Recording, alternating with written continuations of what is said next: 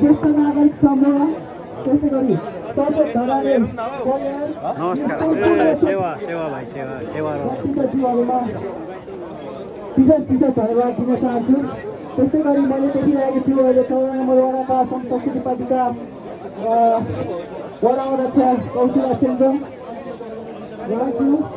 त्यसै गरी कार्यक्रमलाई छुट्याउन चाहन्छु। मौसम अलिकति खराबीको कारणले जतिखेर पनि पानी पर्न सक्छ र यो राजन चामलिङलाई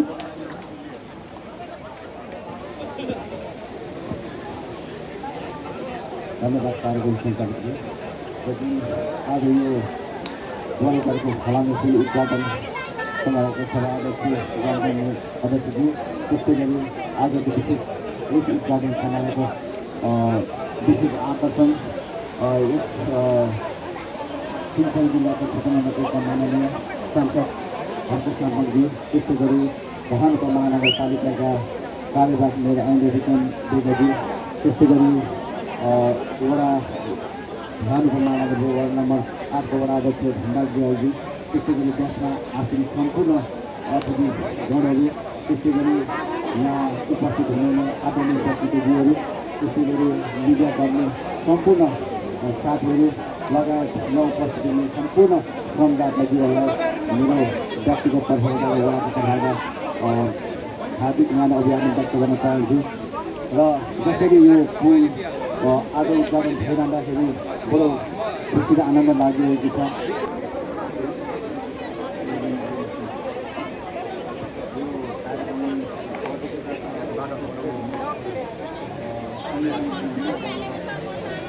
धरानबाट पूर्व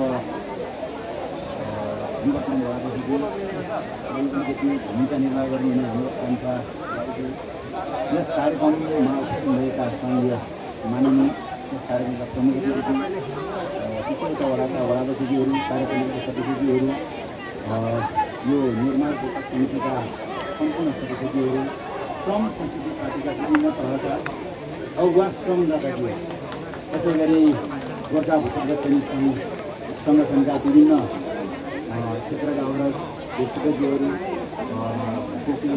इन्डिया र सिङ्गापुर सिरिजका अग्रज व्यक्तिगतज्यूहरू सहभागी सबै पत्रकारज्यूहरू नमस्कार अभिवादन। यो राम्रो पुल भनेको छ। म विशेष गरेर यो पुलबाट लाभदायी हुनुभएका धरानका धरानचौडा धरानकिरण सम्पूर्ण मानवहरूलाई म बधाई शुभकामना दिन चाहन्छु। आर्थिक भौतिक नैतिक रूपमा सहयोग गरेर पुल निर्माण गर्न सम्पन्न गर्न सहयोग गर्ने सम्पूर्ण दाताहरूलाई हो साउन्ड ओके। आज यो फलामेको उद्घाटन कार्यक्रम चल्दैछ। अनि अतिथिज्यूहरू हाम्रा धरान महानगरपालिकाका कार्यवाहक मेयर वडा अध्यक्ष 8 नम्बर वडाको अध्यक्ष लगायत सबैजना मैले मान्नुपर्ने हाम्रा भूतपूर्व सैनिक ब्रिटिस आर्मी लगायत सिङ्गापुर प्रदेश लगायत इन्डियन आर्मीमा लामो समय काम गरेर विभिन्न सङ्घ-संस्थामा प्रत्यक्ष गर्न आउने हाम्रा नेतृत्व तथा प्रतिनिधिहरू मैले मान्नुपर्ने यहाँका सम्पूर्ण आमा बुवा दाजुभाइ दिदीबहिनी पत्रकार सुरक्षाकर्मी सबैजनालाई मेरो तर्फबाट हार्दिक सम्मान र हार्दिक धन्यवाद। यो थुप्रै मान्छेलाई सम्मान गरेर सम्झाउन मन लाग्छ तर अब थुप्रैजना त्यसले गर्दाखेरि सबैको नाम मैले स्मरण गर्न सक्दिनँ भ्याउँदिनँ होला भएको कारणले म हाम्रो गङ्गा दिदी यहाँ बसिराख्नु भएको छ उहाँले यता आइदिनको लागि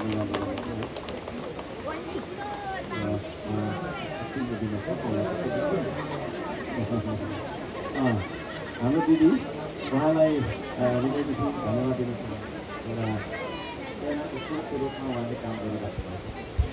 संस्कृति पार्कको रोज गार्डन बनाउने नेतृत्व उहाँले लिनुभएको छ। त्यसमा कार्य थुप्रै गर्ने पनि तपाईँको व्यक्तिलाई सम्मान गरेर उहाँले चाहिँ सधैँभरि मान्छेको मनोबल बढाउने काम गरिदिनु राख्नुभएको छ। त्यसो भएको कारणले गर्दाखेरि हाम्रो गङ्गा दिदीको लागि जोरदार ताली बजाउन सक्छ सबैजनाले। हृदयदेखि धन्यवाद छ दिदीलाई। हाम्रो यो पुलको सिलसिला कहाँबाट सुरु भयो किन भयो भन्ने बारेमा धेरै लामो होइन कहानी छ। लामो कहानीले भन्दा पोखराबाट फर्किँदै आउँदाखेरि ट्विनमा झुन्डिँदै गरेको एकजना बालिकालाई देखेर है मन भक्कानियो। त्यहाँ गएर पुल थाप्नुपर्छ दार्चुलामा भन्ने मनले अराइसकेपछि त्यहाँबाट पुलको तपाईँको फेरि अभियान सुरु भयो। यति धेरै मान्छेले सहयोग दिन चाहे उस्तै मान्छे भएको भए सबै लिन्थ्यो होइन। तर पोखियो कि थाप्ने त्यो भाँडा पोखिएर छटचुल्लै भयो। दिन नपाएर युकेमा पनि उठाएर राखिराखेको छ मिसाइराख्नु भयो। त्यस्तो छ हाम्रो श्रमको जादु। यसलाई के भन्छ? श्रमको जादु है, इमान्दारीको जादु है। हामीले लिन चाहेको भए अहिलेसम्म आइरहन्थ्यो 10-15 करोडभन्दा प्लसमा आइसक्यो थियो। तर त्यतिखेर हामीले ब्लक गऱ्यौँ किनभने धेरै त चाहिँदैन भनेर त्यही पनि तपाईँको रिसाइ के गरेर भए पनि तपाईँको 2 करोड कतिमा तपाईँको फेरि बढी नै दिइसक्नु भएको रहेछ। हङकङकोले दिनु पाउनु भएन, कताकताकोले दिनु पाउनु भएन र त्यहाँ दिन नपाउने पैसा चाहिँ यता डाइभर्ट भएर यहाँनिर थुप्रै सहयोगहरू प्राप्त भएको हिसाब छ। यहाँहरू समस्या राख्नु छ। अब यहाँ थुप्रैले भन्नुहुन्छ धरानको पुलमा देखेर दार्चुलाको देख्यो भन्नुहुन्छ। म नेपाली हुँ। दार्चुलाको त्यो सिमाना लिपिया के अरे लिपुलेक लिपिया धुरासम्म मेरो हो भन्ने खालको बुझाइ मेरो छ। म त आफूलाई पनि पुगिरहेको हुन्छु होइन। म मधेस पुगिरहेको हुन्छु, हिमाल पुगिरहेको हुन्छु। त्यसले गर्दाखेरि धरानको मात्रै विकासलाई हेर्नुपर्छ भन्ने दृष्टिकोण त्यो खालको सोच विचारबाट हामी माथि उठ्नुपर्छ भनेर म सबै यहाँका स्थानीय संवाददाताहरू साथै यहाँ विभिन्न ठाउँबाट नै आउनु भएको छ। अहिले भर्खर मैले बोरा क्षेत्र नगरपालिकाको अध्यक्षज्यूलाई पनि देख्दै थिएँ होइन। 5-6बाट आउनुभएको छ। यसरी विभिन्न ठाउँबाट आउनुभएकाहरूलाई म भन्न चाहन्छु तपाईँहरूको ठाउँमा तपाईँहरूको गाउँमा हाम्रो विचार हाम्रो श्रमको अभियान पुग्न जरुरी छ। यहाँनिर पहिला एउटा पुल थियो होइन, गिङरिङमा परेको त्यो ऐतिहासिक खै के थियो त्यसको बारेमा मैले खोज्न पनि भ्याइनँ। विभिन्न कुरामा बिजी भइयो। त्यसो भएको कारणले गर्दाखेरि त्यो पुल खै कति लाख पऱ्यो के पऱ्यो भन्थ्यो। एउटा गिङरिङ स्केलेटन मात्रै थियो होइन। त्यो डाइनोसरको फोसिल्स भेटिन्छ अरे कता खोज्दाखेरि त्यस्तै अवस्थामा थियो। त्यसैलाई चाहिँ तपाईँको चाहिँ यो सुन्दर फलामे पुलमा रूपान्तरण गर्नु नै हाम्रा धनबहादुर राईज्यू लगायतका चाहिँ सम्पूर्ण संवाददाताहरू सम्पूर्ण सहयोगीहरू जो जति यहाँनिर चाहिँ जिल्लामा पनि हामीले देखिरहेका छौँ सबैजना जो जसले चाहिँ हामीलाई सहयोग गर्नुभयो उहाँको सम्पूर्णलाई हार्दिक माया सम्झना छ, हार्दिक धन्यवाद र सम्मान। हामी उठ्नेछौँ यो देशमाथि उठाउन हामी जुट्नेछौँ। हामी बिहानै उठ्नेछौँ, बिहान उठेर मात्रै हुँदैन, यो देशलाई पनि उठाउनुपर्छ। तपाईँ एक्लै उठेर हुँदैन है, म एक्लै उठेर हुँदैन, यो देशलाई पनि उठाउनुपर्छ र यो देशलाई उठाउने हो भने चाहिँ हामी जुट्न जरुरी छ। त्यसो भएको कारणले गर्दाखेरि हामी जुटेर थोपा मिलेर यो सेउटी खोला बने जस्तो होइन, थोपा मिलेर सागर बने जस्तो थोरै सहयोग र थोरै श्रमदानले गर्दाखेरि यो पुल हामीले निर्माण गर्न सफल भएका छौँ। सबैजनालाई म हृदयदेखि धन्यवाद दिन चाहन्छु। आज म डम्बर प्रसाद लिम्बू जो चाहिँ तपाईँको इन्जिनियर हुनुहुन्छ, वेलफेयरमा पनि काम गरेर आउनुभएको, उहाँलाई म अघिल्तिर यता आमन्त्रण गर्न चाहन्छु। डम्बर सर यहाँ हि इज द म्यान भनिदिनु त एकचोटि सबैले। हि इज द म्यान, फेरि भनौँ हि इज द म्यान। उहाँले गर्दाखेरि दार्चुलामा पुल हामीले बनाउन प्राविधिक हिसाबबाट सक्यौँ। ढुङ्गा मात्रै बोक्छु भनेर पुल बन्दैन। ढुङ्गा मात्रै बोक्छु भनेर घर बन्दैन है, काम मात्रै गर्छु भनेर बन्दैन। त्यसमा चाहिँ तपाईँको इन्जिनियरिङ एक्ट 40 पनि चाहिन्छ। त्यसो भएको कारणले गर्दाखेरि उहाँले थुप्रै ठाउँमा पनि पुल थापेर सहयोग गर्दै आउनुभएको रहेछ वेलफेयरमा काम गर्दाखेरि। त्यसो भएको कारणले गर्दाखेरि उहाँसँगको त्यो अनुभव, त्यो ज्ञान, त्यो सिपलाई प्रयोग गरेर हामीले दार्चुलाबाट पुल बनायौँ। दार्चुलामा पुल हामीले बनाउनु गइसकेपछि के भयो त, त्यहाँ भौतिक पुल मात्रै बनायौँ भन्दाखेरि होइन, हाम्रो मन जोडिएको छ आज होइन। दार्चुलाका मान्छेहरूको फोन नम्बर हामीसँग छ थोरैमा पनि, उहाँहरूको मोबाइलमा हाम्रो फोन नम्बर छ थोरैमा पनि। हामी संवाद गरिरहेका छौँ। हाम्रा 2-4वटा सम्झनाका स्मृतिका पाना भनौँ भिडियो क्लिपहरू भाइरल छन्। त्यो सम्झना बनाउनका लागि सहयोग गर्नुहुने सबैजना हाम्रो कमल सर, प्रसादजी, नवीनजी, धनवानेम, ऋतुवर्धन सर, सरोजजी लगायतका सम्पूर्ण टोलीलाई, समिताजी लगायतका सम्पूर्ण टोलीलाई सबै नाम लिएर बात गर्छ। एकजनाले त्यहाँ अत्यन्तै धेरै दुःख गर्नुभयो। धेरै मान्छेले अलि सुन्नु है, धेरै मान्छेले भात के छ र खाएको भनेर गीत गाइरहेछन्, तर त्यो गीत चल्दैन। मलाई थाहा छ, हिट गीत लेखक भनेको त हामी हो नि होइन। खान्छ त भात, भात त खाइ बाँचेको छ कोही, मासु किन खाएको भन्छ। ए बाबा मासु नै खा भनेर पैसा दिएपछि नखाएर के भयो होइन। मासु खानु त यता मन दुखाउँछन्, त्यसले गर्दा मासु खाए, भात खाए। यो कुरा तपाईँको चाहिँ हामीलाई विरोध गरिरहनु हुने, जानी बुझी पनि विरोध गरिरहनुहुन्छ। ठिकै छ, उहाँहरूले गर्दा चाहिँ हामी चर्चित छौँ। उहाँहरूलाई म भन्न चाहन्छु त्यसो नभनिदिनुहोस् है। भात खाएको कुरा त्यहाँनिर 85 दिनसम्म घरदेखि टाढा बसेर होइन, कठोर श्रम गरेर, मेसिन थिएन त्यहाँ, डोजर थिएन, हातले ड्रिलले झम्पलले तपाईँको चाहिँ ढुङ्गा फुटाएर, चट्टान फुटाएर त्यहाँ पुलको बेस बसाउँदाखेरि तपाईँको चाहिँ हाम्रा श्रमदाताहरूको हातमा उठेको पानीको फोका देखे तिनीहरूले? त्यहाँ 10 धारा पसिना बगेको कुराहरू देखे। त्यहाँनिर तपाईँको चाहिँ काम गर्दै गर्दाखेरि भावनामा आयो, होस् या जसरी होस्, देश प्रेमले होस्, श्रमदाताको आँखाबाट झरेको आँसु देखे। अनि भात खाएको कुरा गरेर हुन्छ। अब फेरि यातायातमा के साह्रो खर्च गरेको। अरे अस्तिको दिन तपाईँको थियो नि, के अरे म ताप्लेजुङ घुमेर आएको, त्यो गाडीको तपाईँको थियो नि होइन, भाडा त्यो पनि छोडिदिएको 40,000 तिरे। 2 दिन ताप्लेजुङ घुमेर आउँदाखेरि होइन, 4 जना बस्ने गाडीको भाडा 40,000 लाग्छ भने यहाँदेखि तपाईँको 4-5-6 जना तपाईँको चाहिँ होइन के अरे श्रमदाता लगेर दार्चुला पुग्नलाई कति लाग्छ होला? गाडीमा मात्रै तपाईँको 7 दिन लागेको कुरा छ यहाँ। त्यसो भएको कारणले गर्दाखेरि ती मान्छेहरू जो जतिले हामीलाई विरोध गरिराख्नु भएको छ, तपाईँहरू एकचोटि गएर त्यो पुललाई छोएर आउनुहोस्। ढुङ्गा पनि नबोक्नु, केही पनि नबोक्नु, त्यो पुल माथि चढाएर आउनु त कति खर्च लाग्दो रहेछ त्यो पछाडि तपाईँलाई थाहा हुन्छ है। जथाभावी भनेको छ, श्रमदातालाई तपाईँको गीत गाएको छ, श्रमदाताले जिस्काएको छ है। तपाईँहरू गएर एकचोटि पाथी मात्रै चढाएर आउनुहोस्। तिते पाथी त्यहाँ पाउँछ बनमारा, त्यो चढाएर आउनुहोस्, त्यो पुललाई हेरेर आउनुहोस्। अनि तपाईँले हिसाब गर्नुहोस् घरदेखि निस्किएर तपाईँको छैन त्यहाँ पुगेको र त्यहाँदेखि फर्केको दिनको तपाईँको छैन कति खर्च तपाईँलाई हुँदो रहेछ यातायातमा, खानामा, बस्नमा। त्यस पछाडि तपाईँले क्यालकुलेसन गर्नुहुनेछ 4-5-6 जना श्रमदाता त्यहाँ पुग्दाखेरि कति खर्च लाग्यो। अब कतिले फेरि भन्छ ठेक्का लगाउनु नि, सरकारलाई पनि आउँथ्यो होला नि त ठेक्का लाउन त। 10-10 वर्ष भइसकेको छ त्यहाँनिर तपाईँको एकजना वडा अध्यक्ष 9औं वर्षमा कार्यरत हुनुहुन्छ। सालै पछि सर्वे गर्न आउँछ मान्छे, तर पुलले थाप्दैन। म त हैरान भइसक्यो, यो काठको पुल थाप्दा भनेर भन्नु। त्यसो भएको कारणले गर्दाखेरि ती मान्छेहरूलाई मैले जवाब दिइरहेको छु तपाईँको क्यामेरा मार्फत, मिडिया मार्फत। त्यसो नभन्नु, सक्नुहुन्छ भने तपाईँहरूले पनि गरेर देखाउनु। हामी कति मासु खानुभयो, कति यातायातमा खर्च गर्नुभयो भनेर भन्दैनौँ। यदि सक्छ भने यो सरकारलाई पनि म चुनौती दिन चाहन्छु, महाकालीमा पुल थापेर देखाउँ।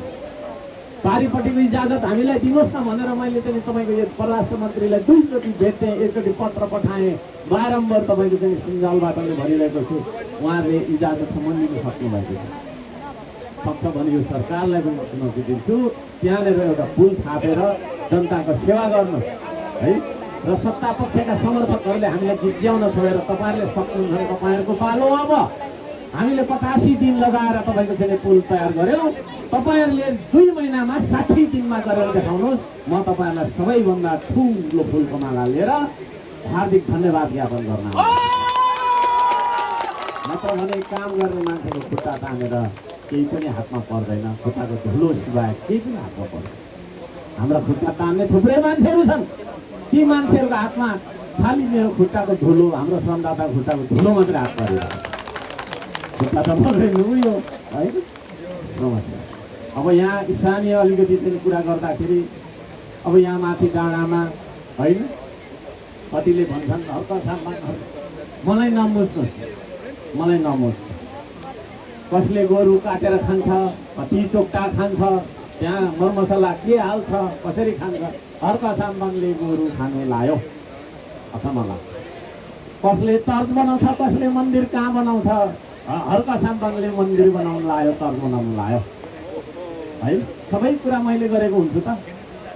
त्यसो भने त म त ईश्वर पो हो कि क्या हो, भगवान् माङ पो हो। म त जे हुन्छ मेरो इच्छाले हुन्छ भन्ने खालको भने त मलाई त माङ भन्नु पऱ्यो होला। त्यसो भने म बोल्नु छोड्छु आजदेखि, धुप धुवारो गर्दै जान्छु। सबै कुरो मेरो इच्छाले कहाँ हुने हो र होइन। त्यो पारिपट्टि पहिरो गयो, हल्का साम्बाङकै गल्ती, हल्का साम्बाङले गर्दा पहिरो ए बाबा है।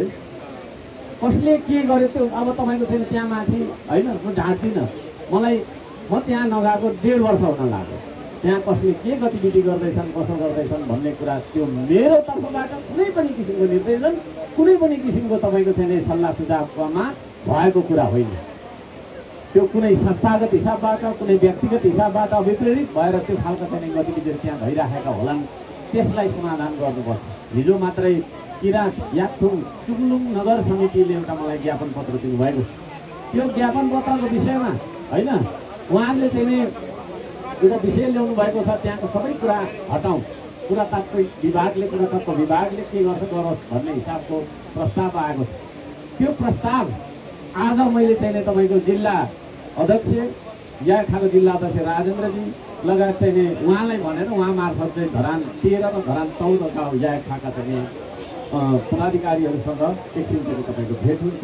मलाई लाग्छ स्वार्थपूर्ण तपाईँको चाहिँ के अरे होइन निर्णय सबैलाई सम्मान गर्ने संस्कृतिलाई धरानले जहिले पनि बचाएर राखेको छ।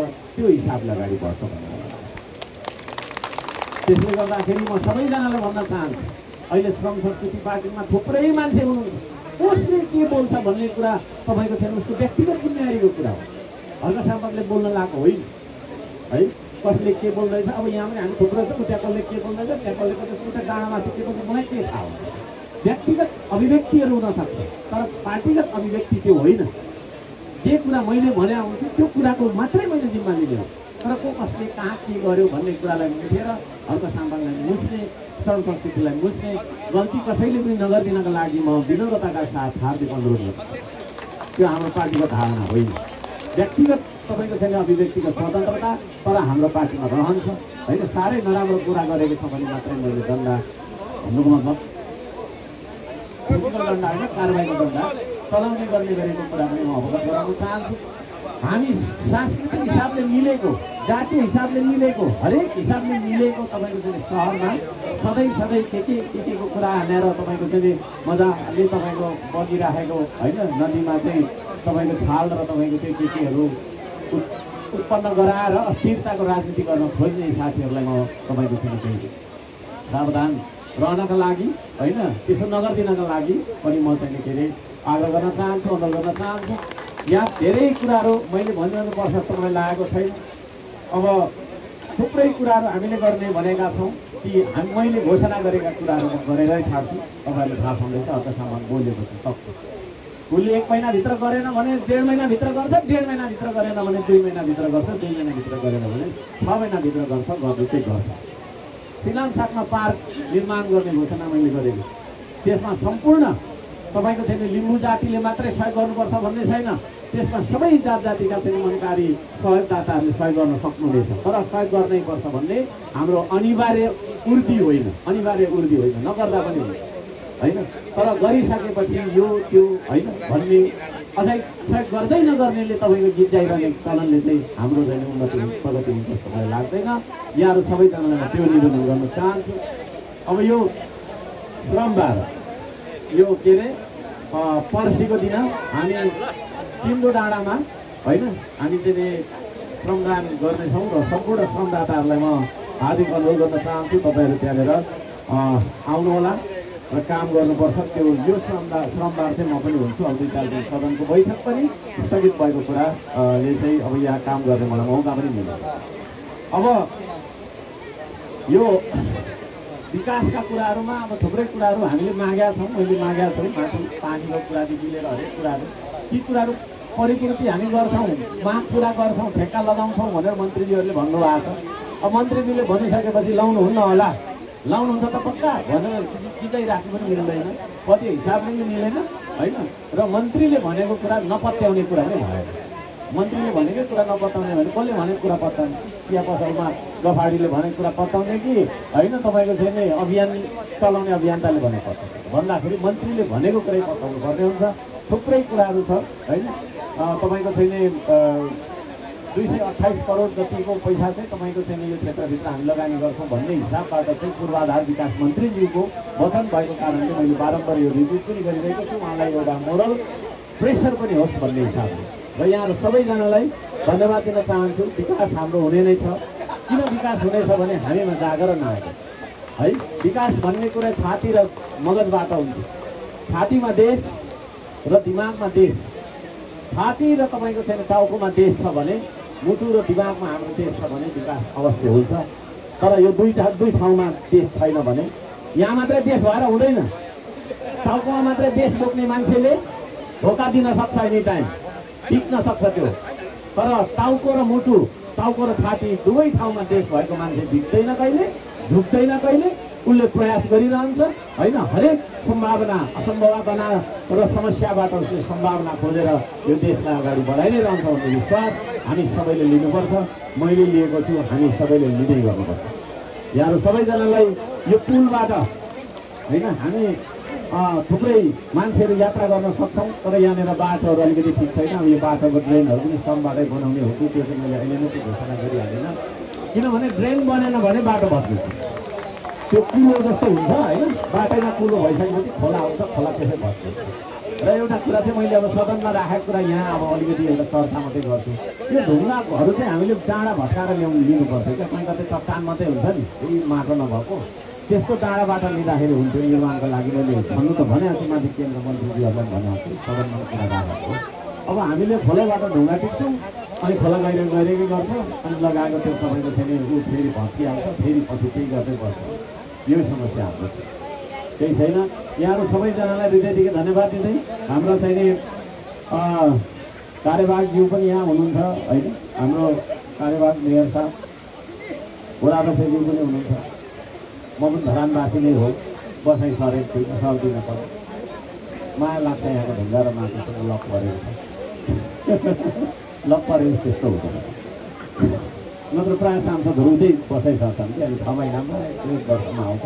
त्यो फेरि पछि चुनावको बेला चाहिँ आउँछै फेरि। मैले त्यसो गर्न चाहिनँ।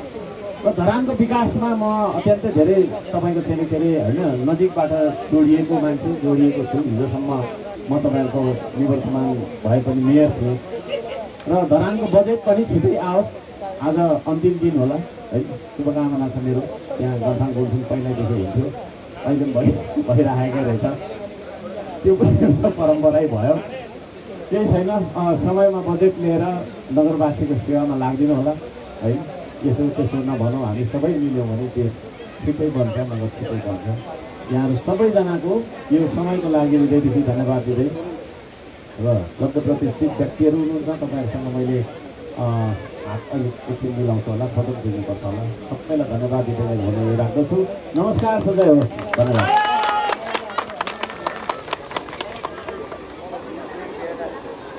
यति गर्नु